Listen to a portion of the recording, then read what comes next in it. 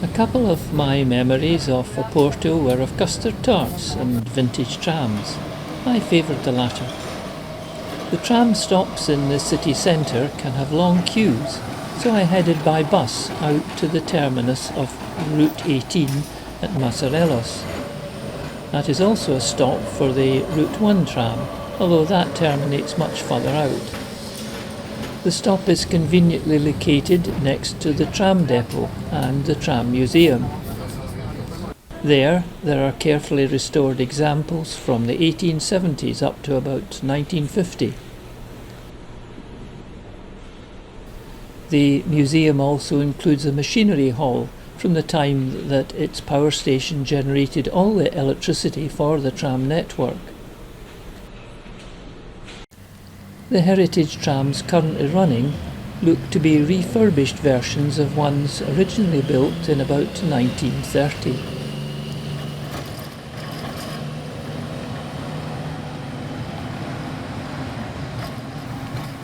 I then boarded the number 18 tram to take me into the city and the Clergus Church and its tower. While waiting for my ticket time slot for the tower, I looked around the interesting church. I soon realised that in Portugal, ceilings decoration is every bit as interesting as walls.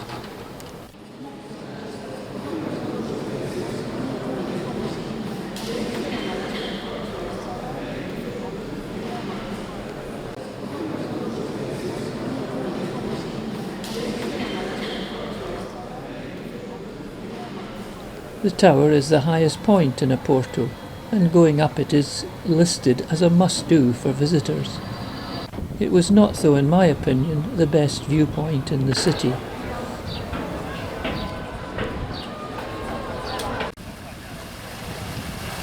Just north of the Clergus Tower was the twinned Carmo Church. It is famed for a facade covered with blue and white azulejos. I was a little disappointed how faded it looked, but when I got closer I saw that was because the entire wall was covered in a fine protective muslin.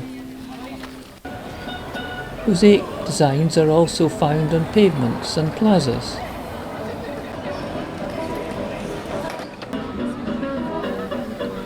Some buildings were decorated for the St. John's Day celebrations. A shady place to stroll is always welcome on a sunny day. The Mirador de Vitoria was a great viewpoint to look over the jumble of rooftops.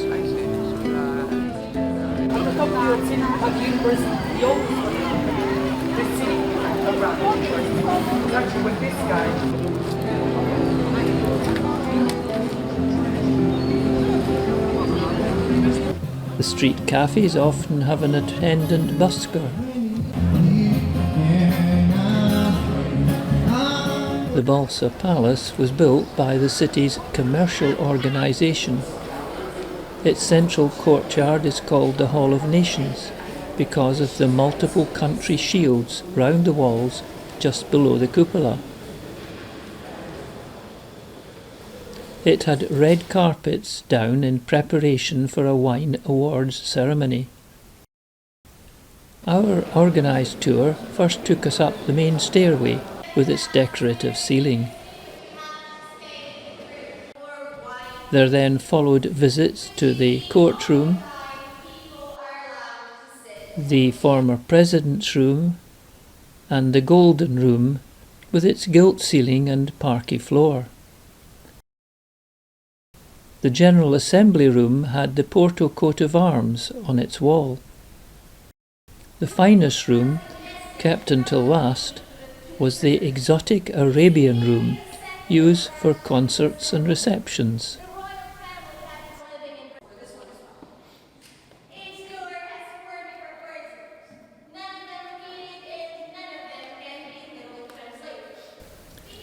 Upper floor windows provided views over the old town. The St. Francis Church was immediately behind the Balsa building. The town terminus for the busy number 1 tram was immediately in front of it.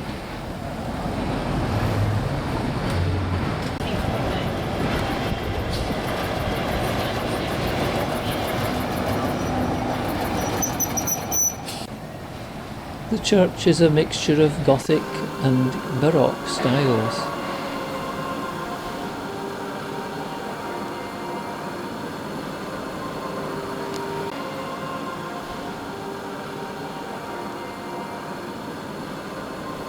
I then made my way down through the old town towards the promenade bordering the River Douro, where there are some of the oldest buildings in the city.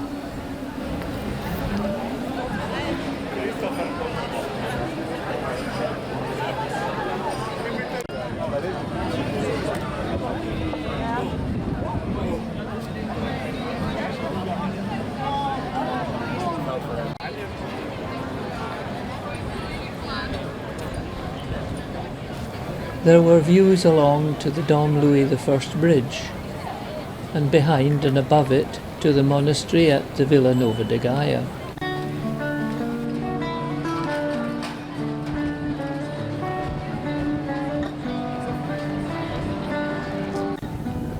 The bridge was designed by a student of Gustave Eiffel, the mastermind behind the Eiffel Tower in Paris.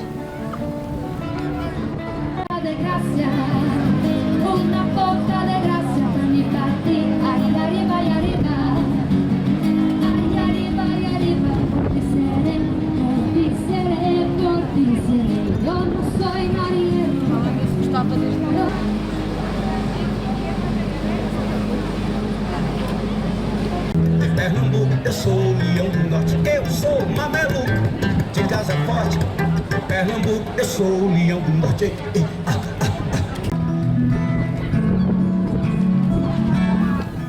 An intriguing aspect of the bridge is that vehicle traffic uses the lower level while the metro trains use the top level.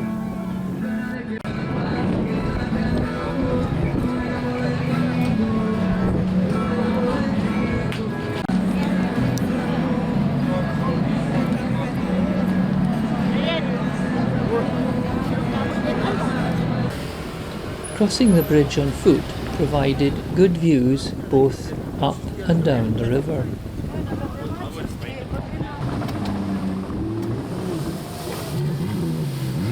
A lot of the traffic on the river is craft taking tourists on a 6 bridges tour. They are large-scale versions of boats originally used for taking cargo up the river and port casks back down. They are now motorised rather than using sails.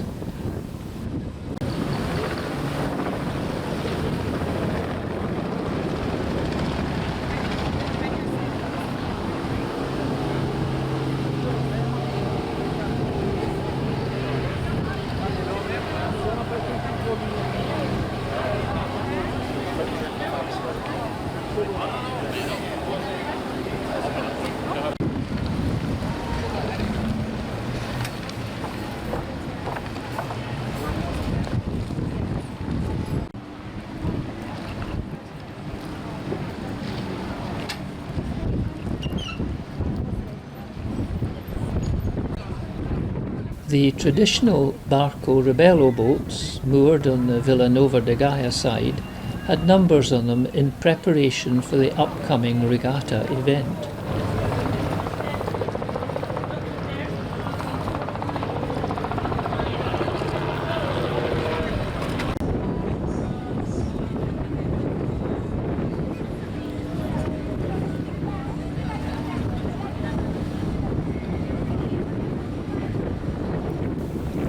As on the Porto side, there were lines of stalls with touristy items and more buskers.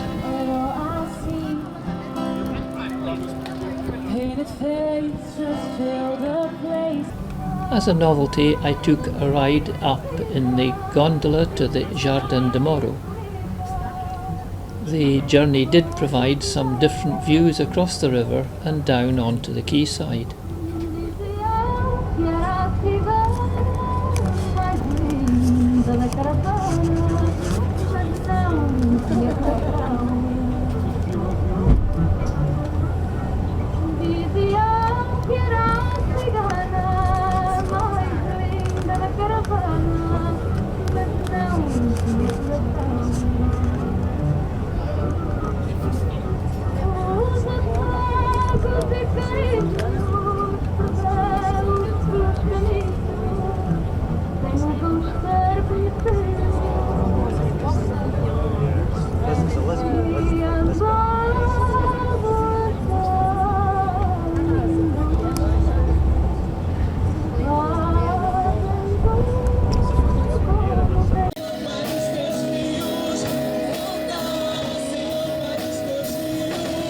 I was there at the time of the Euros, and the park was one of several places in Oporto where large screens had been installed for football fans to enjoy the matches. The White Tower was the church of Serra do Pilar, which was part of the former monastery.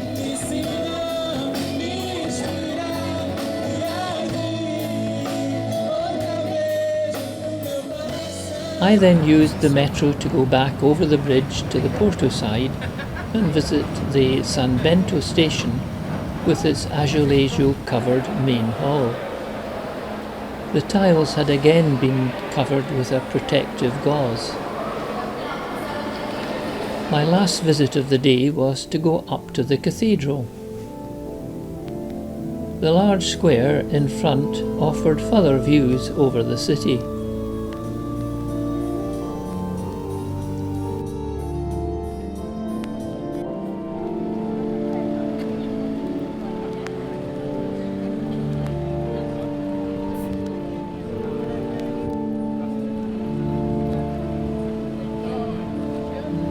The walls of the Gothic cloisters were decorated with Baroque azulejos by Valentin de Almeida from about 1730.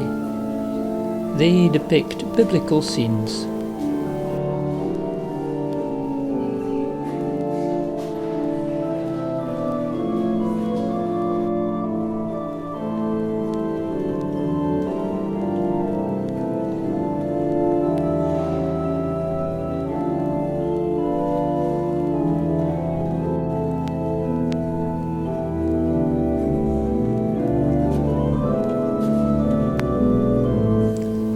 The rose window is unfortunately partly obstructed by the organ pipes. The treasury displayed silk ceremonial gowns and gold and silver items.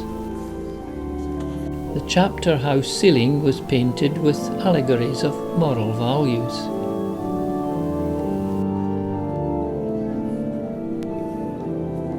The terrace above is decorated with tile panels by Antonio Vidal.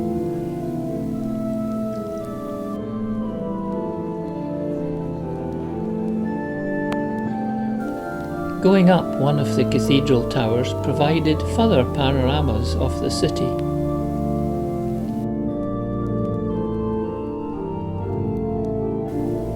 I then retreated to my hotel to be ready for an early start to Aveiro the next morning.